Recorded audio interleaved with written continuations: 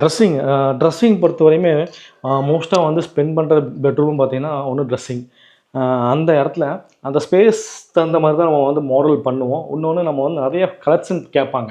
அந்த எக்ஸாம்பிள் பார்த்தீங்கன்னா பின்ட்ரெஸ்ட்டில், கூகுளில் அந்த மாதிரி நிறைய பிக்சர்ஸ் எடுப்பாங்க. அந்த பிக்சர் வந்து நம்ம வீட்டுக்கு செட் ஆகுமா, அது உள்ள கலர்ஸ் அதே தீம் நம்ம கொண்டு வர முடியுமான்னு நிறைய டவுட்ஸ் இருக்கும். ஸோ அந்த மாதிரி தான் கஸ்டமர்ஸ் பிக்சர் கேட்டிருந்தாங்க. ஒரு 4 to 5 பிக்சர்ஸ் நம்ம ஷேர் பண்ணோம். அதில் சூஸ் பண்ணாங்க. இந்த இப்போ உள்ள அவுட்புட்டோட பிக்சரும் ஷேர் பண்ணாங்க. நம்ம சேம் கான்செப்டில் அந்த ஒயிட் வித் உட்டன் தீமில் நம்ம சீலிங் டச் பண்ணி ஒரு ட்ரெஸ்ஸிங் பண்ணியிருக்கோம். பாருங்கள், ரொம்பவே பெர்ஃபெக்டாக வந்திருக்கு. இது வந்து அவுட்டர் பாட்ரூம் எல்லாமே பார்த்தீங்கன்னா உட்டன் கலர்லேயும், டோர்ஸ் மட்டும் ஒயிட் கலர் கொடுத்து ஒரு பிளாக் கலர் ஹேண்டில் கொடுத்துருக்கோம்.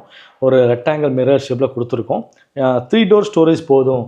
ஏன்னா அவங்க ஃபாதர் மதர் தான் ஸ்டே பண்ணனால அவ்வளோக்கா மோஸ்ட்டாக பண்ண மாட்டோம். பட் பார்க்குறக்கு எலிகெண்ட்டாக இருக்கனால நம்ம 3 டோர் ட்ராஸ் வித்து ஒரு ஓப்பன் ட்ரெஸ்ஸிங் நம்ம கொடுத்துருக்கோம்.